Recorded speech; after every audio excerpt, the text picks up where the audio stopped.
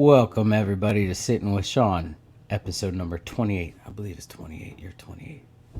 See, I told you, Brian, that video just abruptly ends, man. It's It's like, like a cliff, and you're done. and you're done. That's funny. So welcome everybody to Sitting with Sean. I have a very special guest today, Brian Belcher. What's going on, Brian? How you doing? Hey, how's it going? It's good. Like Sean said, my name's Brian, and I am I'm here, and I'm here and queer and ready to go. I don't know. What do you say there? Yeah, hell yeah, hell yeah. So I met Brian back in what was it? Probably January twenty January one. 20, yeah, January 21. Yeah, yeah. We met in January 21, and we're not gonna name any facilities, but we worked for a clinic, if you will. I guess we'll call Yeah, it that. We'll call it that. good That's what try. the form we tried. But Brian was a fucking awesome dude to be around and hang around, and he was no shit, and I was like, that's what I need. That's who I need in my life. Somebody that's no shit. And when he seen something that didn't look right, he said it, and people didn't agree with him, but everybody in the peer circle agreed with him. And I highly respect Brian for everything that he's doing. You're Thanks a for that. stand up I dude. appreciate it. And no problem, no problem. I'm just out here trying to live my best life. That's all you can do, right? Exactly. That's all you can do. Yeah, and one of the cool things that he's done that I seen was you were Mr. Gay USA. I was Mr. Gay World Alaska for Ooh. 2021, yes. Um, I represented Alaska at the Mr. Gay World USA pageant in Florida in November of 2021. And I did not win the Mr. Gay World USA title, but I had a chance to go out and talk about my platform, which was making recovery and mental health a more widely talked about platform within the LGBT community. One of the big things that I've noticed with my own life, and from watching other friends and things like that, there's so much trauma that comes along with trying to live your most authentic life and be your most true self, whether that's through day-to-day life with family and different just the things that happen. And so often it seems like sometimes the first way that we are given to cope with it is risky behaviors, whether that be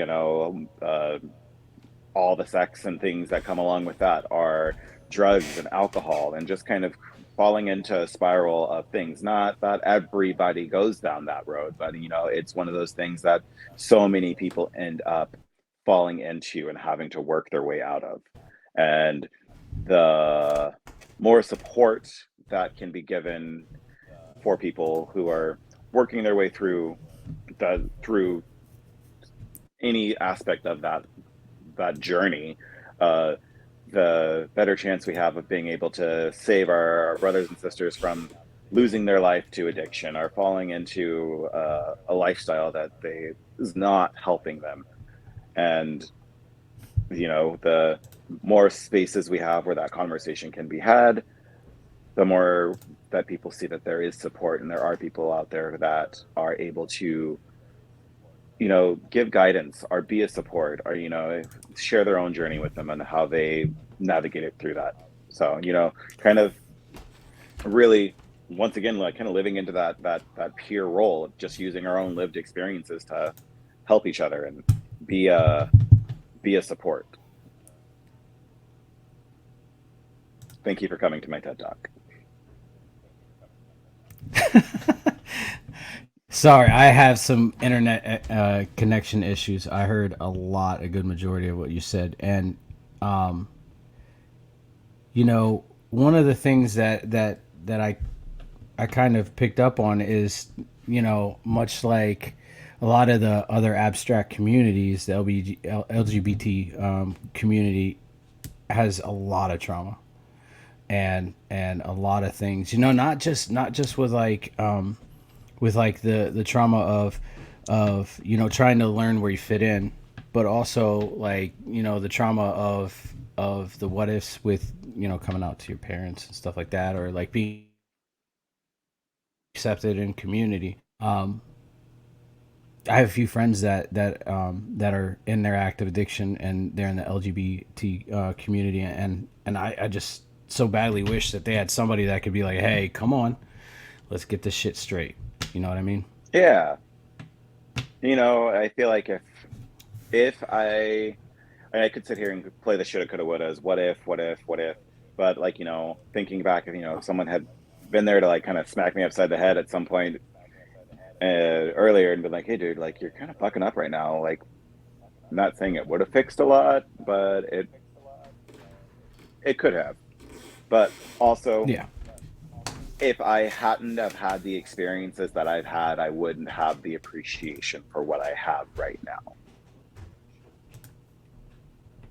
Yeah. Definitely. One second. I don't know why my internet is acting up.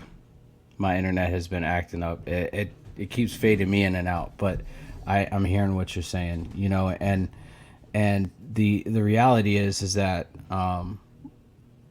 there has to be a point where we hit rock bottom and we realize like fuck we need to fix this shit before it gets a whole lot worse or we end up in prison or dead and and Hmm. and I think that everybody gets to that point. I would like to think everybody gets to that point. Not everybody does. Well, I think one of the hard things, especially working in the human services field, I work with homeless vets, helping them find housing and creating housing stability for them. And one of the hard things that I struggle with all the time is, I want to help and I want to do all of these things, but I can't tell you what you need to do. You have to realize what you need to do. I can't make these decisions for you. I can't take that control away from you. The moment I start to take that control away from you, you're just going to fight back with me. You know, it's so often, you hear people say, well, just take it away. Don't let them do it. They're going to find a way to do it.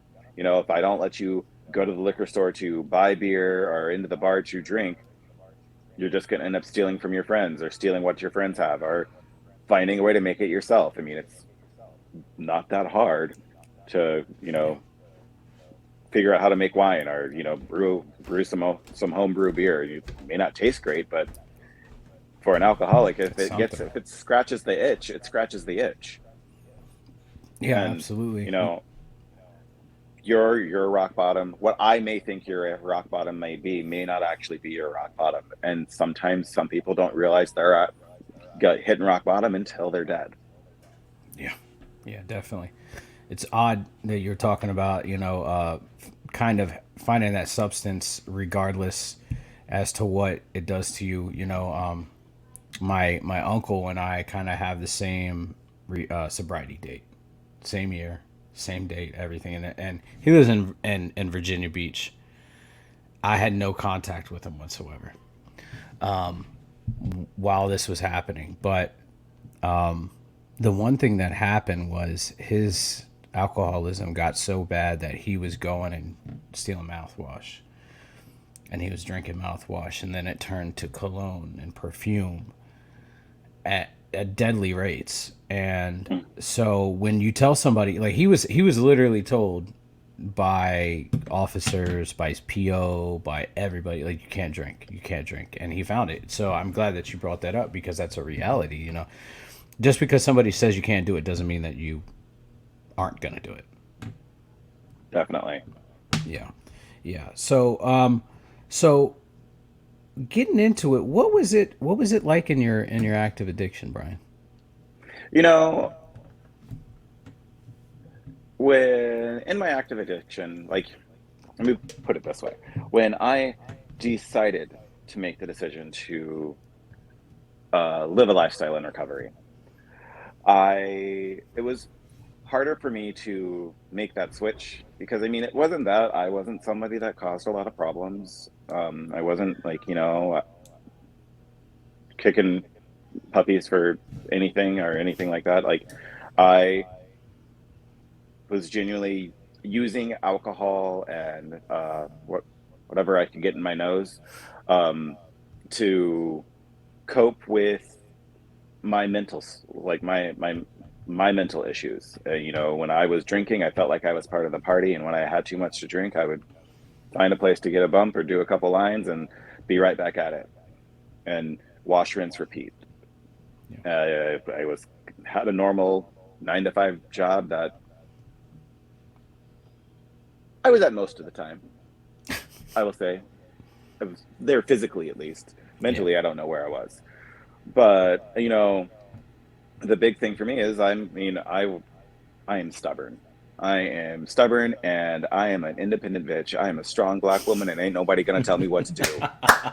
Yeah. And it just, anytime I drank, I knew that if I needed to leave, I was going to get myself out of there. If that meant I had to drive myself home, I would drive myself home. And, you know, I got caught 3 times, and as anybody who lives in Alaska knows, after 3 DUIs, that's a felony. Yeah. And that's, you know, I got caught 3 times. Yeah. But I mean, for the most part, when I was in my active drinking and active using time frame, it on the outside, it seemed like I was having the time of my life. You know, I was a bartender. I was out just doing my thing, living my life, slinging drinks. 9 times out of 10, I was probably drunk behind the bar, but you know, I don't do that anymore. So it's much easier to save money. Yeah. Uh, um, but you know, on the inside, I mean, I was literally screaming. I mean, I was talking with a couple of my friends, just not that long ago, and talking about just how different life is now, especially for myself. And I, though sometimes things seem like they're harder now than they are then. Especially, you know, getting through 2020, that year in itself was just, Yeah. well, dude.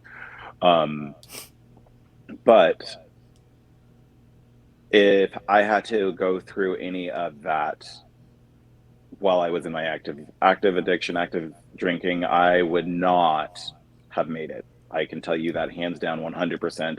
I would have been a casualty, to my own demons during that time frame. And I'm so grateful that, you know, I found my bottom Yeah.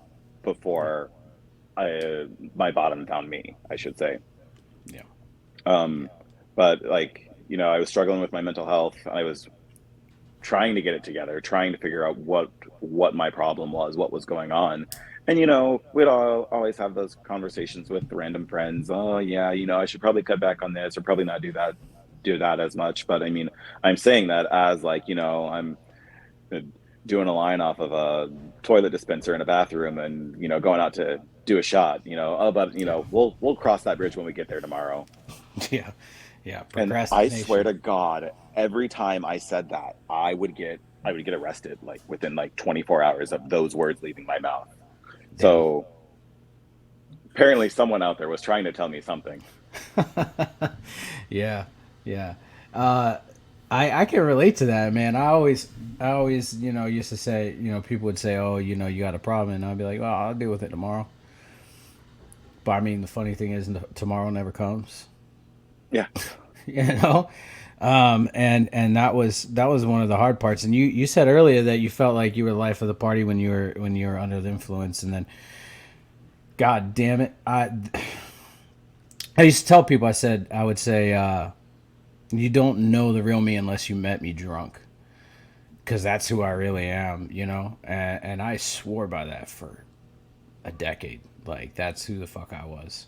I was the life of the party. You'd find me out at any club, any bar, and I was just shit canned. And I was like, man, you guys must really love me because you're hanging out.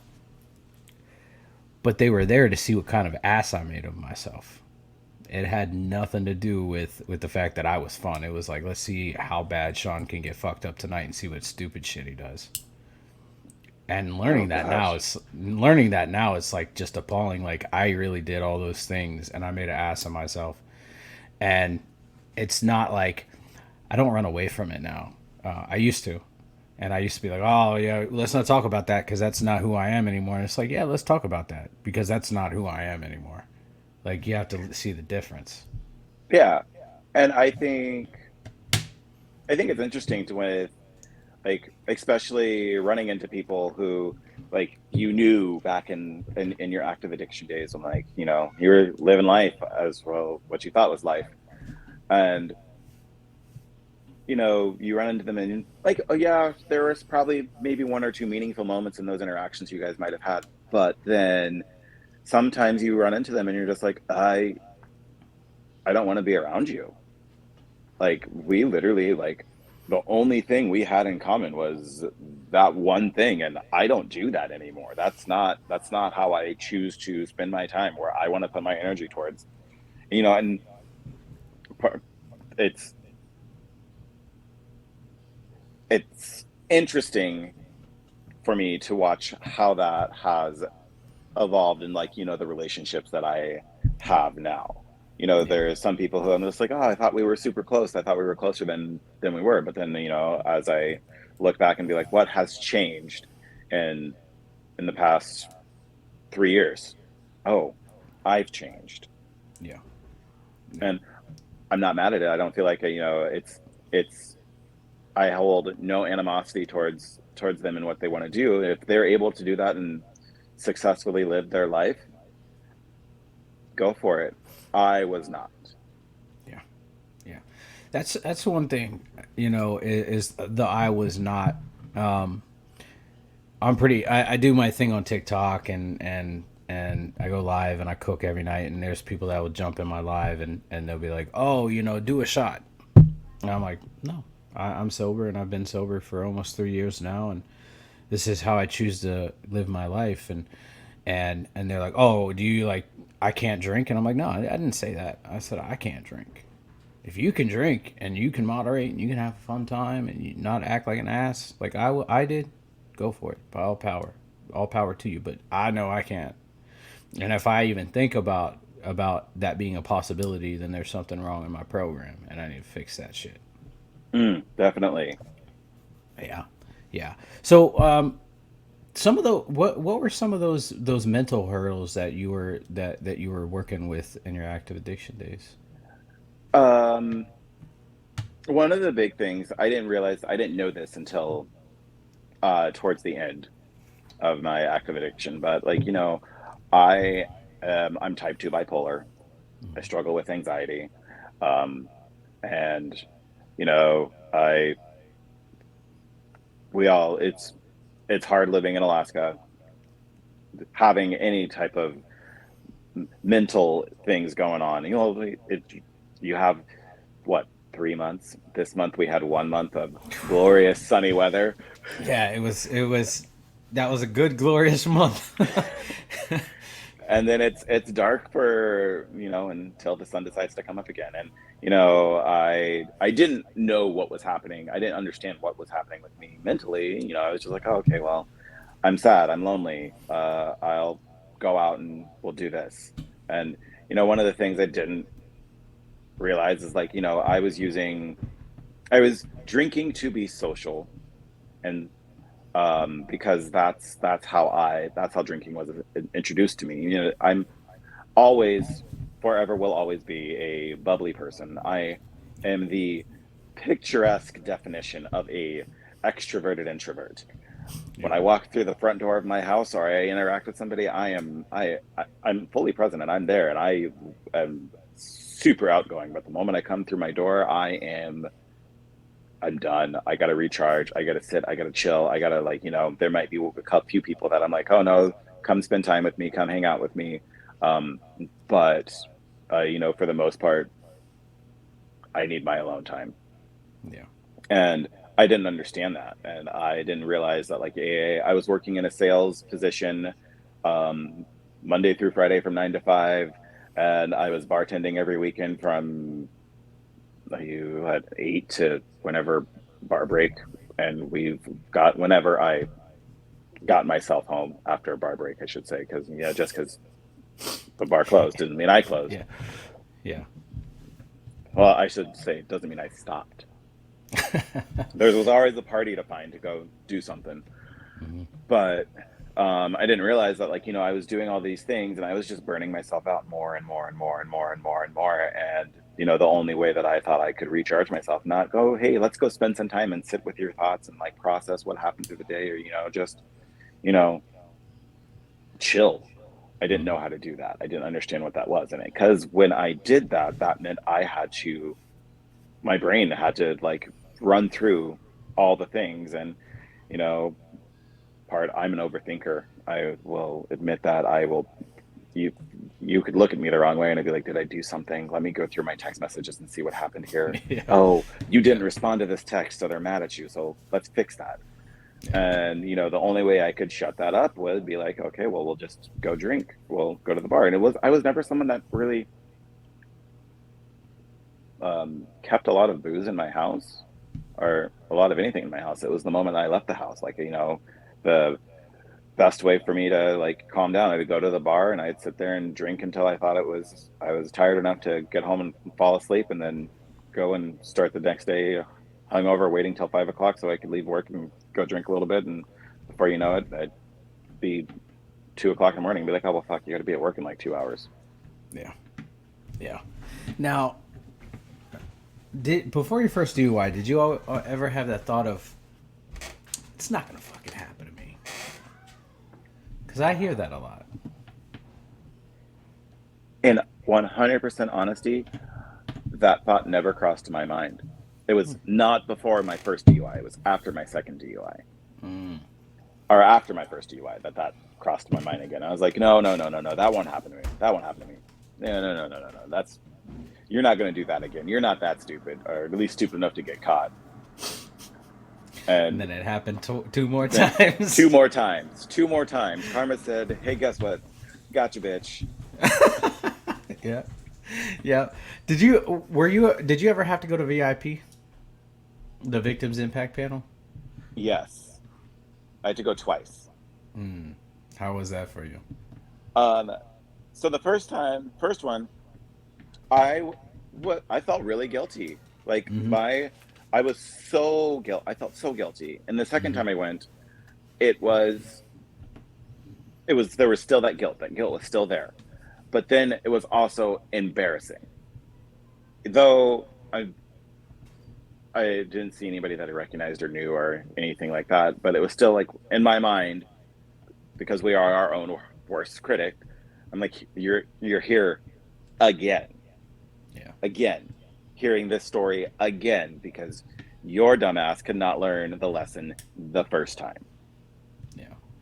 Yeah. And I think with each DUI that I got, the level of guilt that I held and the amount that I like persecuted myself, because I mean, even after when I got my first DUI, I was in the guard and they Mm-hmm. asked me, they're like, do you have a drinking problem? And you know, at that point in my life, I didn't know what a drinking problem was, what it looked like, how like what they meant. But I was like, no, I don't have a drinking problem.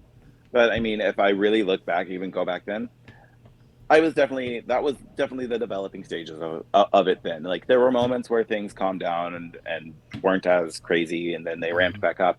But you know, each DUI that I got, it was at a point in my life where it was a very low swing, and I wasn't processing life well, and I was like, this will make me feel better because I'll go out and do something and I'm going to drink, I'm going to have fun with people, and people will want me around because I'm being fun and entertaining. And you know but at the end of the day, when it came time for me to, I don't know, get in the car, or whether it was whatever was going on, or when I was getting stupid, and nobody was there to be like, hey dude, like, why don't we like sit down and talk here about this here really quick? You're getting a little out of control. I'm worried about your safety. Those conversations never happen. And not that it is their fault, because I mean, Yeah. it's not their responsibility to parent me through all of Yeah. that. Yeah. Yeah, it is definitely one of those things where I do speaking at VIP, and I get to see a lot of the people come through, and that's a definite thing, is like the guilt and the shame portion of it. You know, seeing some of the looks on their faces. Like we had a guy that was active duty, and he came in uniform because he just got off work and had to go over there, and that guilt and shame that he was carrying was that. And we had a spouse from an active duty service member there, and so I was taking, you know, I was right doing the roster, and I seen her ID, and I was like, oh yeah, there it is. And it's not like on my part, it wasn't judgment. It's like, you know, it doesn't, this shit doesn't differentiate between anybody. Hmm. Addiction don't give a damn at all. It's an equal opportunity employer. Yeah, yeah. Yes, it is. Yes, it is. I actually should have been charged with a DUI back in 2010. That's when I got my first one. Oh yeah, Hmm. nice. Got my first one in 2010 and did not get caught until 2017, 2018. Mm, And then I had my last one in 2019, and that was when I finally, through the grace of God, got my shit together. yeah, I was on leave back at home in good old Erie, Pennsylvania, place I will never return to. Um, and it's because there's nothing there. I was out partying with some friends, and we come out of the bar late at night, and the woman that I was hanging out with was like, "I'm too drunk to drive," and I was like, "Give me the keys." And that was probably the worst decision I ever made, one of the worst. And get in the car, go on the highway. I was like, "Shit, I'm out of cigarettes. Let's do a Yui in the middle of the highway." Oh my You know, God.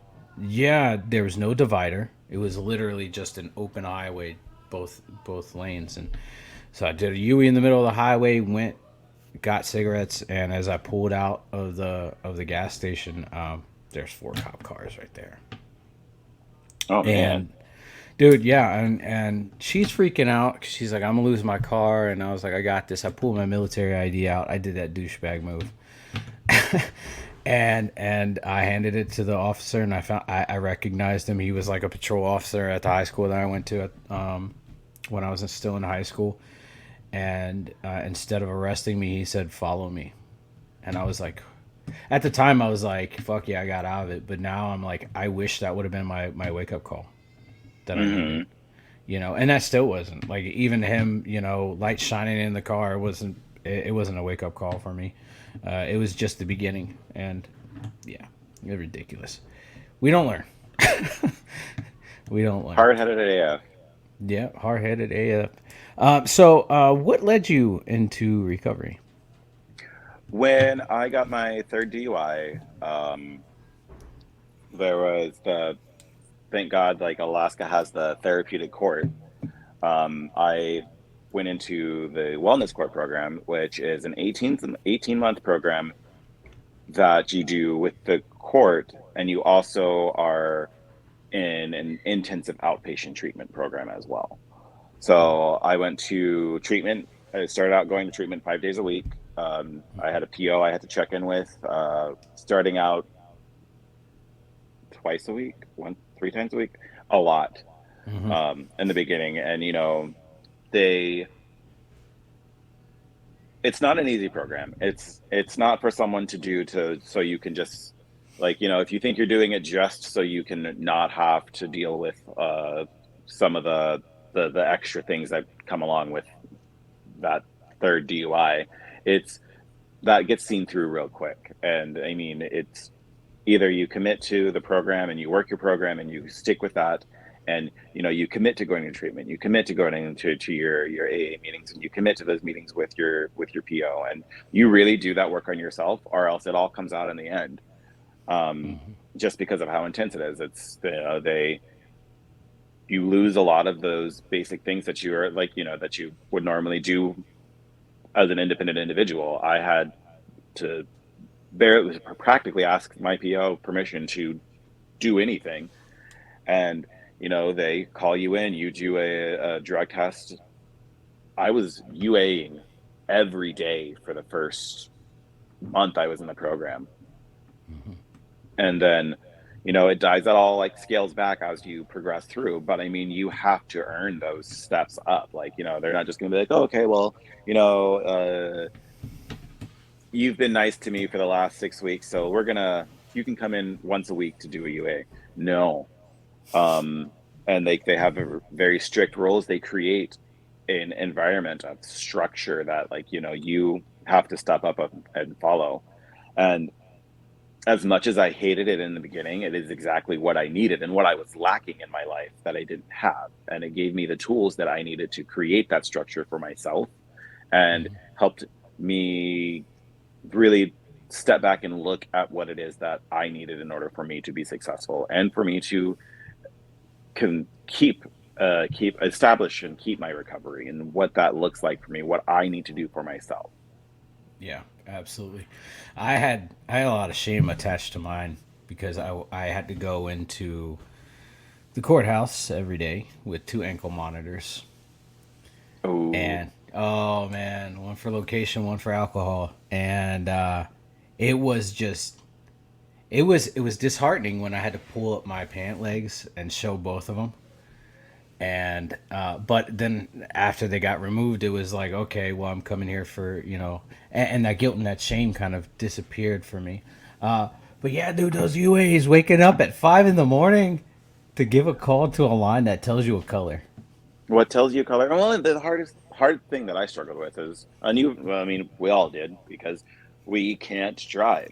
You have to find a way to get to downtown Anchorage Yeah. to go to the courthouse during a specific time frame, and then you're also expected to keep a job and to, like, make all these different appointments.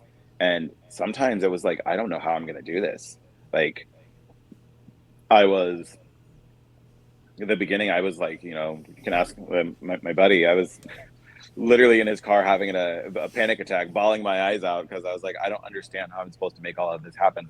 Um, and that was one thing. That's one thing that I am forever grateful for. The support system I had to help me get through that year and a half, I will forever be grateful for. These people are bonded to my life until the day I die.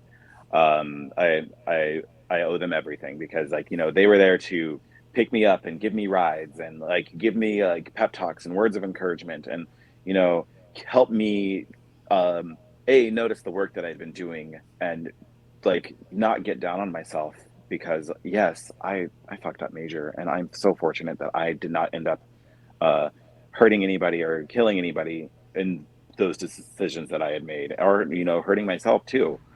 But they were there to help keep me focused on, like, what it is that I'm doing. Because I mean, I'd be lying if I said that there weren't days that would be like, I could just throw my hands up and say, fuck this, let's just go get wasted, and I'll deal with the consequences when they come, or they won't catch me. No, I knew that was the moment that everything hit in. Sir, you are not invincible. Sir, Yeah. they will know. I don't care if you think they won't. They will find out. And it really helped me keep focus on what that end goal was. Like, I knew that I needed to fix something different in my life, because, for the longest time I had been doing the same thing over and over again, and something wasn't like, things weren't clicking, things weren't weren't lining up. I mean, I was still super upset with myself, super sad, super depressed about just where life was going. And unless I took that moment to say, hey, like, we're going to put everything's coming to a screeching halt, and we're going to fix this. And then we can figure out what needs to happen next, what that next step needs to be, where you need to go, like what needs to happen with your life. And, lo and behold, my sober date is December 2nd, 2019. And March, what was it? Sometime in March. We all know the day that they're like, Hmm. oh, and hey, everybody stay home.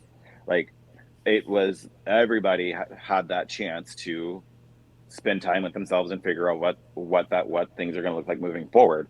And I know 2020 was a catastrophic year for all of us, Yeah.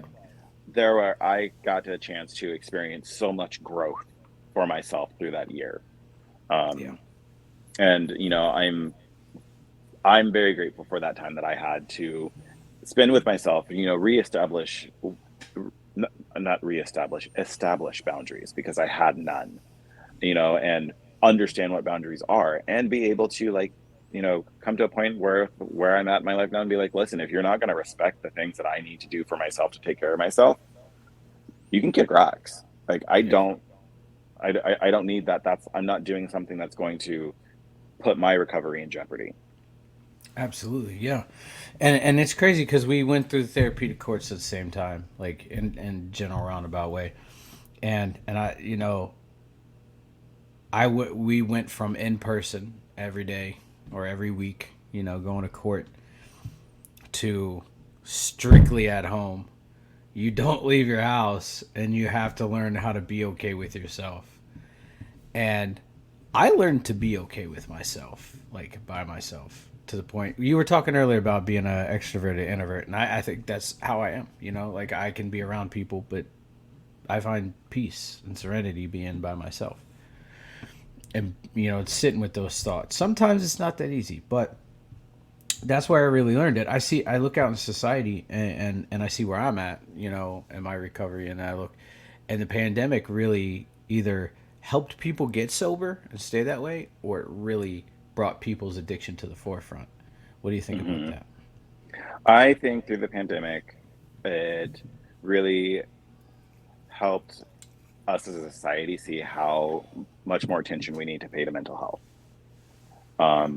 Because that was a big thing that a lot of people had to spend so much time alone or by themselves or in situations where like they really weren't in the best environment for themselves, and it all came to head for a lot of people really fast and really quick. And so often, so many people didn't know how to deal or how to process with that. And, it either led to, well, we're going to go find whatever I can to like shut up, shut things out, shut everybody up, or like, we'll just sit around and drink. And, you know, I will say one of the things that like I was really, really, really, really hard for me to understand is if we're in a global pandemic and essential things are the only things that can be needed. How are liquor stores essential? Like I was thinking the same thing. When they announced that all liquor stores are going to remain open, I was like, what? that part, I had no way. I did not understand that at all. It was the most confusing thing to me. It perpetrated the cycle of insanity. Yeah, but then they're wondering, like, oh, okay, well, on top of people ending up in the hospital because of COVID, now we have people who are ending up in the hospital because of alcohol poisoning and all these other things. I'm like, well, you know, I'm not sure. I don't rule the world, and I just need to stop worrying about everybody else and focus on myself. Facts. So, what was the most beneficial part of your recovery program? Do you think? Um, in full transparency, the most beneficial thing for me was establishing a support system. I'm a full support of recovery meetings and AA and things like that, but AA was really hard for me to go to in the beginning, and I don't struggle with it as much now. Um, it's not something I do on a consistent basis, uh, but the reason I struggled with it is just because it was such a. I would have a day of not not even thinking about drinking, but I knew I had to go to an AA meeting because I needed to get my three AA meetings in a week, and I would go, and that would be the moment that I would be like, I want to drink now.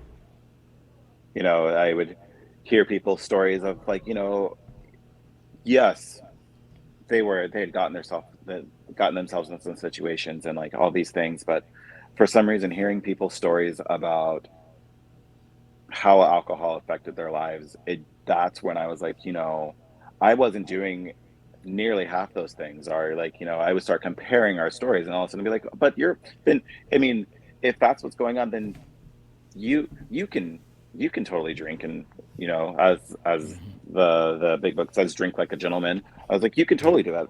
No, I can't, because you know I don't, though I may not have been in that same scenario, I know that if I drink, I will make a stupid choice. I will end up in a scenario that I don't want to be in. I will fall right back down the same rabbit hole that I'll get. So I mean, I'm super grateful for it in that aspect. And I know that. I know that now. And I know that there is a fellowship, a support network of people through those meetings too that I will always have with that I can count on. Yeah. Yeah, But absolutely. it through those meetings though too, I was able to really define what my recovery looks like. So often uh, in the different people's mindsets of recovery, we all have to be doing the same thing. If I'm not doing what Sean's doing, then I'm not in recovery. Sean's recovery is different than Brian's recovery, and I always have to keep that in mind. And that's one of the things that, like, working in the peer field is something that I always have to remind myself, is like, one of the big things that they tell us as peers is I can't tell you what you need to do. I can tell you what I did and how it helped me. And if you want to try that, we can do that. But I can also support you in finding the way to make your recovery work for you. Yeah. I tell that to everybody that I support, that talks to me that wants to get sober. They're like, "Oh, tell me what I should do." And I'm like, "I can't tell you what you should do. I can tell you what I did and how it's benefited me. But you, but you also haven't gotten in the level of trouble that I have. So, so there's still a chance for you. But I can tell you what I did. You save yourself. Save yourself the heartache." Yeah. Yeah, and I think that's in the recovery world. I think that's one of the things that is plaguing us is we think that recovery is a one size fits all, and that's our way, and that's definitely not it. There's what 19, 26 pathways to recovery, Yeah. and every there the numbers are just going up even more because there's new programs being adapted. There's new styles of thinking. There's different forms of recovery that are getting pushed into the system, and the thing is not one is better than the other. They're grassroots, but they're not better than the other. That part. Yeah, yeah. What did you think of MRT? I think MRT is where things really started to settle in for me. Um, for those who don't know, MRT is moral recognition therapy. And it really just kind of breaks down a lot of things. Like, I a learned so much more about myself than I thought I was ever going to. And through MRT though, that's where I learned that, like, I want to work in this field. Um, I was able to, like, a take a step back and really look at myself in the mirror, and this is where I messed up. This is why I have the struggles that I have, and these are the steps that I need to take to really start the work on getting those things taken care of. Um, and this is, like, the steps of being, like, honesty, and, like, really just kind of diving into those more. It was very eye opening and very helpful. Yeah, yeah. I went to Nashville not too long ago, and I actually got to meet the doctor that created MRT. Oh, And cool. I'm a facilitator, or I'm facilitator qualified to instruct MRT. But I was able to meet him, and I was like, I just want to in person thank you for everything that you've done for the program to invent this or create this program and critique it to make it what it is today, because it's revolutionized the way that I think. Hmm. And when I got into MRT, people are like, "Oh, you're gonna hate it because step one," and I was like, "Oh no." Oh, you mean that part where I have to be honest and be like, this is all the shit I fucked up on. Yep. And I'm not gonna lie, I didn't like that step. I was not I thought. Well, and the thing is that's like the one that you want to think I can BS my way through this, Yeah. and they'll never know. No one's going to know that I'm full of shit while I'm talking about all this. But then you start to say it, and then you're like, oh gosh, no, there's no way I can talk about being honest and being truthful. And here I am trying to lie through my teeth about all the bullshit that I've done, Yep. and expect these people to be like, oh no, he did it. He's telling the truth. Then it all comes out in the end, and then you're like, okay. But then once you get that out and you are honest about all of it, then you notice the real work can start. Yeah. I think when I think about, I had to do that step twice, and the first time I was definitely not telling the truth. There was aspects of it that were a lie, and I missed all of those things that you have to say, those key points that you have to hit. But then the moment I stopped trying to focus on hitting those key points and was honest about everything, it all happened It all was. without even thinking. Yeah. That's awesome. That's awesome. Yeah, I thoroughly love MRT. One of my MRT facilitators used to say, I feel like everybody needs some MRT, and that's not a lie. No, not a lie at all. I think it's super beneficial for in so many different ways. Yeah, yeah, definitely, definitely. So, what is your recovery program look like now? Now that you're almost three One years sober. one of the big things that I do for my recovery is I make sure I'm taking time for myself. I fight for time for myself. Sometimes it gets really hard with work and things like that, but I'm learning there's always something that I can do to find that helps me recharge myself. And I also I'm working in the peer field, in the human services field, finding a way to give back and really humble myself in a way. I mean, I at first when I started this, I was like, I don't want to work in this field as a way of reminding myself where I could be, but at the same way, it is a reminder of where I could be, but it's also makes me grateful for what I have. And seeing people who are struggling with addiction, struggling with their mental health, are just trying to figure out what is happening with their brain, or like how to work through all of that. um Being a support for them is such a big gift for myself, because I'm having a chance to hopefully save someone's life, and giving them the tools so they can continue to work at growing themselves. Being a catalyst for growth for someone else is something that I will always strive to do and strive to be. I feel like realizing that for myself has been the number one saving thing for myself. Absolutely. How has establishing boundaries been for you since you've been out of the program and you're in the field?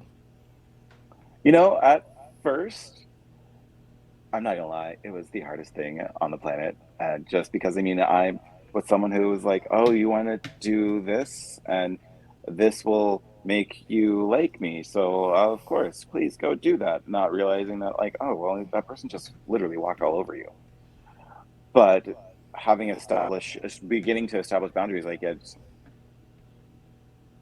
uh, I honestly, I feel more stronger and more confident within myself, and you know, it's been empowering for the most part. Like, it's the more that I do it. There are moments where it's just like, I catch myself and I'm just like, you really kind of let that person get away with X, Y, and Z. But then coming back and saying, hey, like, last week this happened. That's not happening again. Yeah. Moving forward, this is kind of how it's going to have to be between the two of us. And if you aren't going to respect that, or if that's not something you can handle, then there's no hate. I have no problem like supporting you in any way. But this is going to be the way that we're going to interact. And if you don't want to do that, then we don't have to interact. But when you're ready to do that, we can. Yeah. Um, One of the conversations I have with some of the students I teach tumbling for is like, we always talk about like what establishing boundaries. and like telling them, hey, it's the same way that you go to the store and they tell you, hey, that candy bar costs $1.50. Hey, in order for you to work with me, like this is what it's going to have to be. Like there, you can set those boundaries, and it's not, if that's what it's going to, that's the cost for a transaction with you, interaction with you, then that's what needs to happen. If that's what makes you feel safe. Yeah. And one of the things that I struggled with was the difference between setting a boundary, and the understanding that the boundaries for me is not for them. Hmm. I always used to think that setting boundaries was to protect them from me. And then when I got into recovery and actually started working it, and getting some time under my belt, I understood that it was for me. Not and it sounds terrible, but me to protect myself from other people. The damage that they have done, because I mean, life still happens when we get into recovery, and some of the people that have traumatized you come back around. Oh And Lord, like the moment things start going good, and then all of a sudden you turn around and Sally Joe's at your door and being like, "Oh, hey, you want to play?" And you're like, "No, bitch, go away, leave me alone." I'm eating popcorn. Go away. No, and that's I mean that kind of happened to me. Like, and it was crazy because it was like right after I graduated, and I had a spiritual experience, a weird one, and and I was feeling good about myself. My wife came home and she was like, "Hey, so and so that you've had a problem with in the past reached out to me. They want to know how you're doing." And I was like, "Well, I think that I'm okay enough to talk to this person." And I opened it up and I allowed it to happen. And then I had to establish boundaries. And the moment that I established boundaries was the moment that it was not okay for them. Well, that's one of the biggest things that I think I learned through establishing boundaries. If you are establishing boundaries that are healthy for you, they're not hurting yourself or anybody else, and people have a problem with that, they don't have your best interest in mind. They are in it for themselves. And not saying it's wrong to be selfish, but what we're not going to do is you be selfish trying to harm me. Yeah. If your selfishness is going to be a harm to myself, well, I'm going to be selfish too, and I'm choosing me. Yeah. Yeah. And this particular person, I had to put a whole bunch of boundaries in place. It's pretty much like a wall. And that person didn't like it. And that person is no longer a part of my life. And it's sad because they're family. But boundaries don't Sometimes it'd be like discriminate. that. Yeah. Yeah. Yeah. Now, what are your thoughts about, kind of getting rid of the toxic people in your life? The, it has to happen. I feel like as you establish boundaries and as you hold to your boundaries, those toxic people just kind of disappear. Yeah. The moment that you start putting yourself first and not them anymore, they're just like, oh well, you know, we get called names all the time. We get called all kinds of things. Oh, Brian's just being selfish. Brian's, he's changed and he's not the same person as he was before. He used to be so nice and he was so caring, or he was so, X, Y, and Z. No, it wasn't that Brian was so caring or so whatever that you want to say I was that benefited you. Brian was taking better care of you than Brian was taking care of himself. And now that Brian wants to take care of himself, Brian is suddenly the bad guy. If I have to be the bad guy in your story so I can thrive, then all right, I'll be the bad guy. Fine, paint me the villain. And at the end of the day, remind myself that those who are in my life that are truly in my corner, that truly know me, know that the things that I am doing, A, are going to be the best thing for me, and B, are going to know the true intention behind everything. But also Absolutely. too, I have to make sure that I am humbled enough that when my friends got to call me out and put me in place and check me every once in a while because I am not perfect, that I am going to listen. That I like, sometimes that has to happen. Yeah. Yeah, absolutely. Now, what are some of the opportunities that you got because of recovery?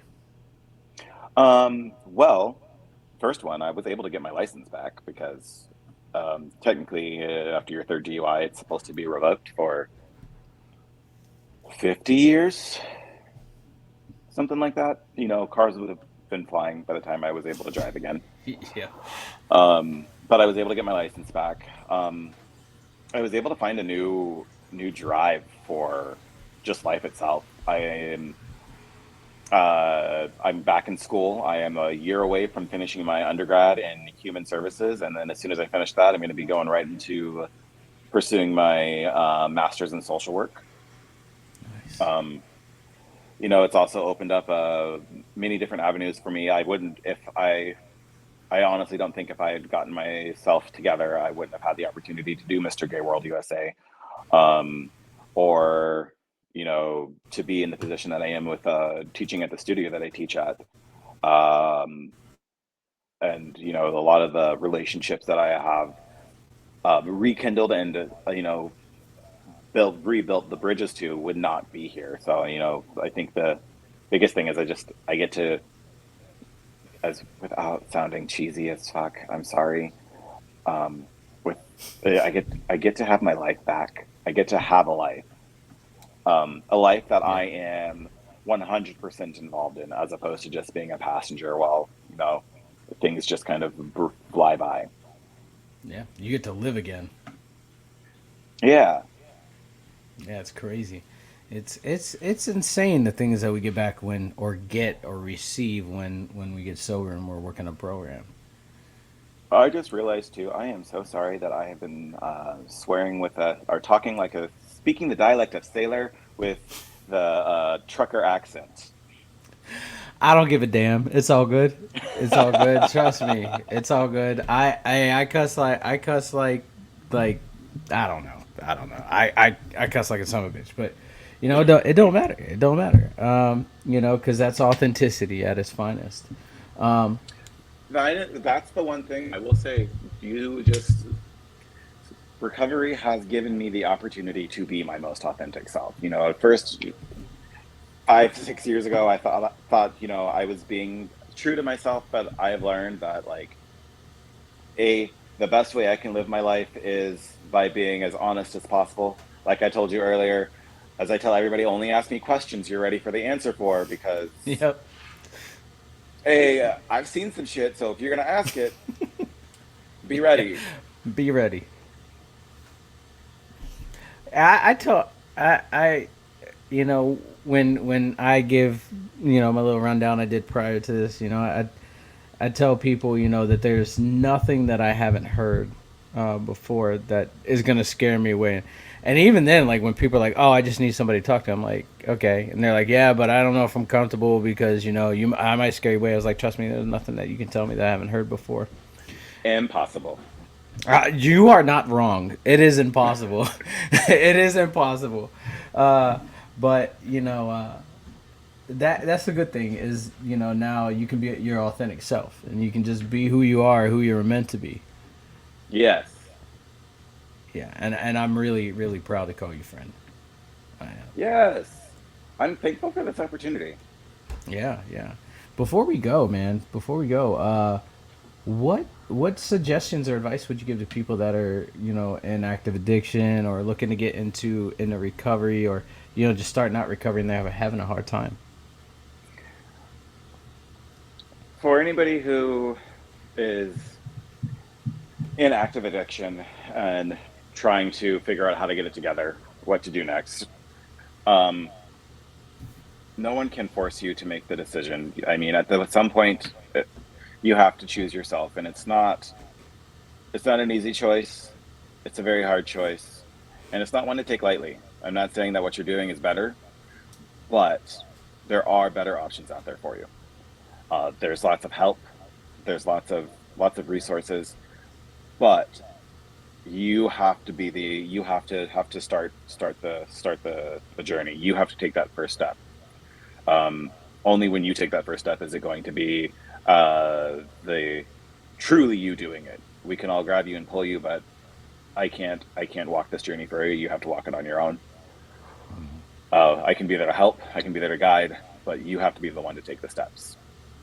Yeah. For anybody who is going through and struggling, are, you know, just in that beginning stages, the biggest thing I have to say is it's okay to feel whatever you are feeling. If you're mad, if you're sad, if whatever, it's okay to feel that. It's okay to be unsure, to not know what's going on. The best thing I can suggest is to reach out and just talk to someone.